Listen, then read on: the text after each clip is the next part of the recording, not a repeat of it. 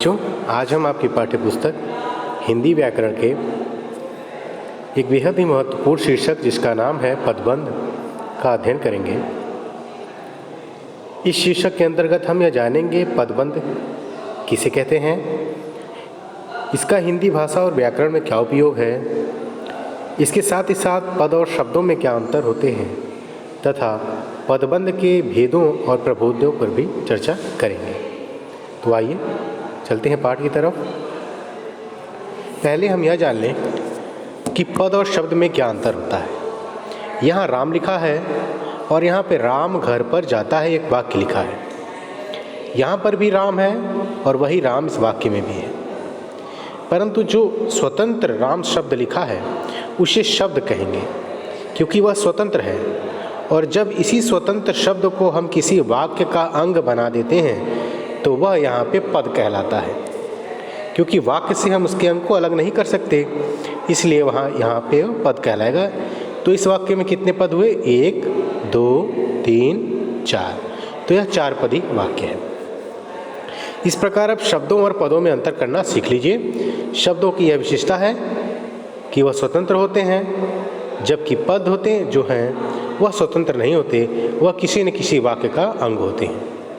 ठीक, तो ही अंतर आपको बताया गया है शब्द तथा पद में। पदबंध किसे कहते हैं? पद आपने जान लिया, वाक्य का अंग होंगे। पदबंध का अर्थ होता है जिसे आप इस प्रकार से समझिए कि पदों का बंधन, अर्थात एक ही पद के जो है 2 या 2 से अधिक शब्द होंगे इसमें। जैसे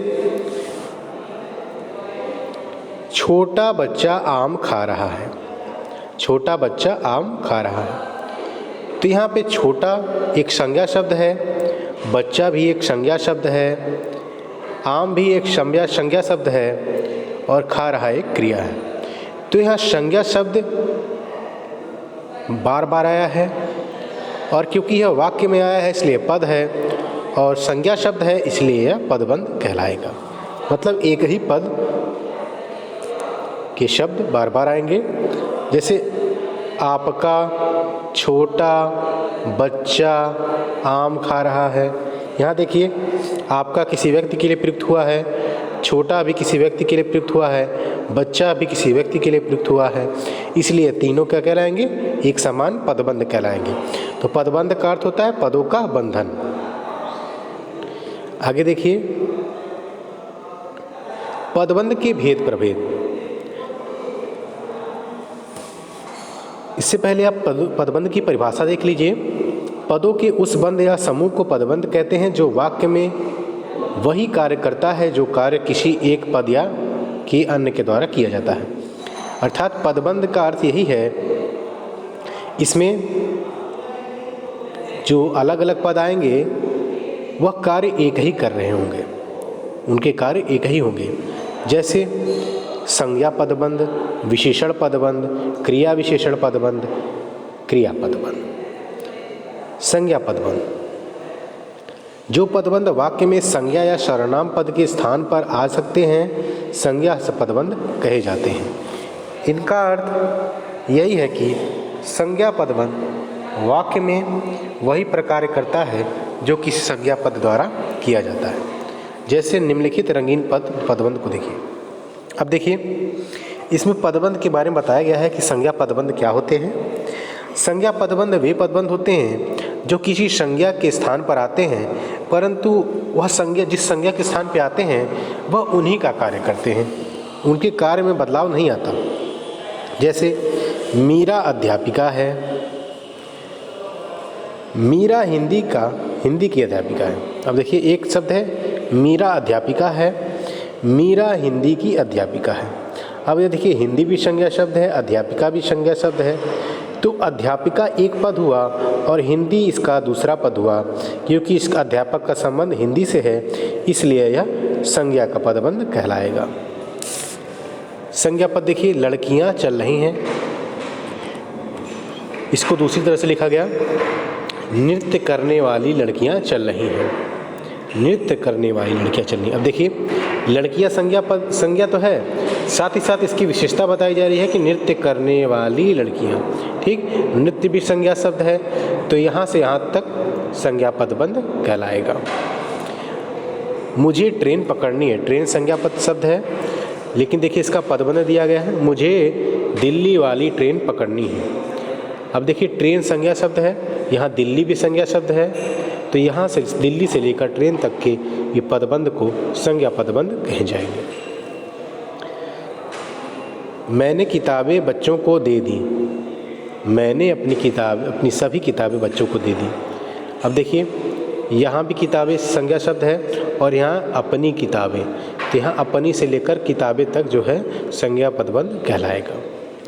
इस प्रकार आपने देखा संज्ञा पदबंध किसे कहते हैं। अब हम जानेंगे विशेषण पदबंध के बारे में। संज्ञा पदबंध की रचना पर ध्यान दीजिए। संज्ञा पदबंध में से यदि संज्ञा पद को हटा दें तो विशेषण पद शेष बचता है। अभी हमने पीछे देखा कि यहाँ इसकी विशेषता बताई जा रही थी, नृत्य करने वाली लड़कियाँ, लेकिन इसको हमने संज्ञा पद के अंतर्गत ही लिया। लेकिन यहाँ पे कह रहा है विशेषण पदबंध में कि यदि संज्ञा पदबंध में से संज्ञा शब्द हटा दें तो बचेगा विशेषण पदबंध। जैसे छोटा बच्चा बहुत शरारती है, इस वाक्य में छोटा बच्चा संज्ञा पदबंध है। इसमें से यदि बच्चा संज्ञा हटा लें तो छोटा विशेषण पद रह जाता है। अगर बच्चा हट जाता है तो छोटा एक विशेषण होगा। इस तरह वाक्य में संज्ञा या सर्वनाम पदों की विशेषता जब अकेला एक विशेषण बताता है तब वहाँ विशेषण पदबंध होता है। अब देखिए, मेरा बेटा कल वापस आ रहा है। अब यहाँ अगर मेरा बेटा तक हम लोग लेते तो संज्ञा पदबंध हो जाता, लेकिन बेटा को अगर हम हटा दें तो यह मेरा विशेषण हो। अब देखिए यह बोला है मेरा छोटा बेटा। अब यहाँ हम देखिए अगर बेटा को हटा देते हैं तो मेरा छोटा ये है विशेषणों का पदबंध है। पहली विशेषण बता रहा है बेटा की कि वो मेरा है, दूसरी विशेषता बता रही है कि वह छोटा बेटा है। ठीक, तो यहाँ दो विशेषण आए हैं, तो यहाँ दो विशेषण होने के कारण बंधन है दो विशेषणों का, तो यहाँ विशेषण पदबंध कहलाएगा। मल्लिका एक मशहूर डॉक्टर है। अब देखिए यहाँ से अगर हम डॉक्टर को छोड़ें तो यह मशहूर विशेषण है और दूसरा विशेषण है एक, मतलब एक विशेषण भी है और एक विशेषण मशहूर है, तो यहाँ दो विशेषण हैं, इसलिए दोनों विशेषण के पदबंध कहलाएंगे।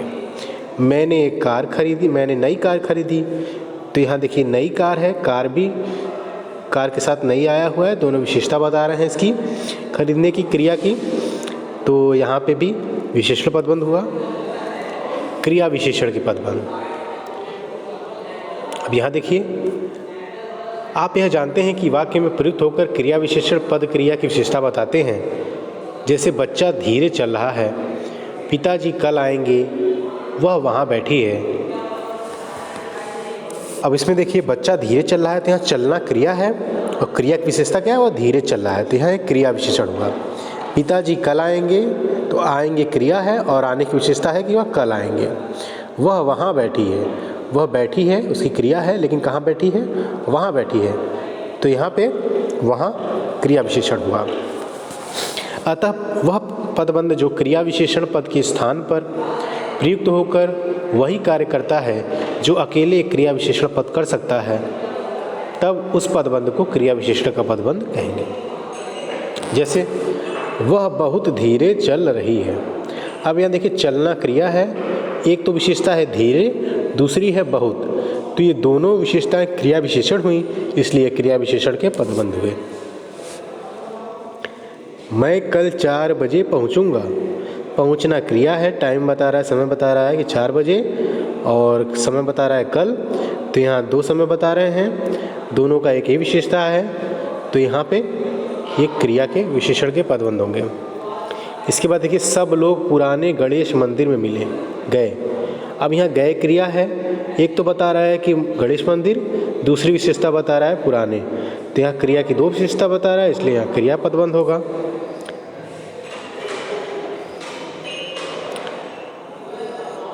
क्रिया विशेषण का पदबंध है। इसके बाद देखिए क्रिया पदबंध। कोई भी क्रिया शब्द जब वाक्य में प्रयुक्त होता है तब उसमें सहायक क्रिया के प्रत्यय जुड़ते हैं।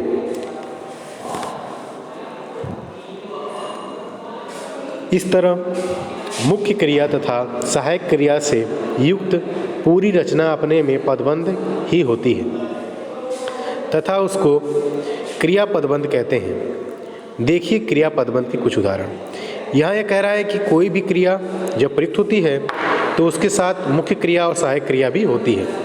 इस प्रकार यह क्रियाएं मिलकर एक पद का निर्माण करती हैं जिसे क्रिया का पदबंध कहते हैं। जैसे बच्चे मैदान में दौड़ रहे हैं, यहाँ दौड़ना भी एक क्रिया है, रहे भी एक क्रिया है भी एक क्रिया है। तो मूल क्रिया सहायक क्रिया मिलकर यहाँ एक क्रिया का पदबंध बना रहे हैं, तो इसे क्रिया का पदबंध कहेंगे। मैं रोज रात को मंदिर जाया करता था।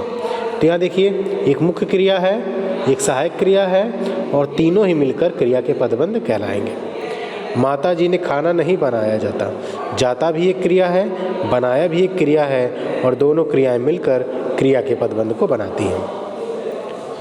अब आगे देखिए, वे मुझको अक्सर फ़ोन कर लिया करती है।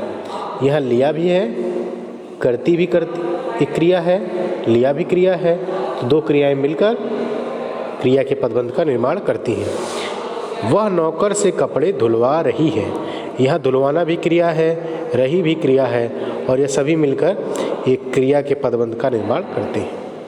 यहाँ देखिए जाकर बैठ जाइए, जाकर भी एक क्रिया है, बैठिए भी एक क्रिया है, तो दोनों क्रियाएं मिलकर यहाँ पे क्रिया के पदबंध का निर्माण करती हैं। तो इस प्रकार हमने जाना पदबंध के विषय में। पदबंध की 4 भेद हैं: संज्ञा पदबंध, विशेषण पदबंध, क्रिया विशेषण पदबंध तथा क्रिया पदबंध। इसके अभ्यास कार्य को करने का प्रयास करिएगा।